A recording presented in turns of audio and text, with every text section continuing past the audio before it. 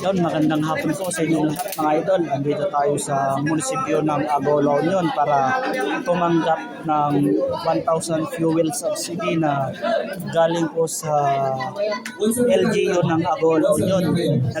Nag-initiate po yung mga LGU officials po, led by Mayor Frank Sibuma, Vice Mayor Tony Islao at ibang mga Sangguniang Bayan member ng Agolo Union. So yan, nandito po tayo. Pakita po natin kung anong kaganapan mga idol. Ayan na mga idol. Mga iba't ibang toda na kumukuha ngayon ng 1,000 na fuel subsidy na ibibigay po ng LGU Agoo. Ayan. So yan, maraming salamat po sa mga LGU Agoo. Ayan mga idol. Maraming salamat po sa LGU na nagbigay po ng fuel subsidy po. Ayan. So ayan, malaking tulong po dito sa aming mga tricycle driver.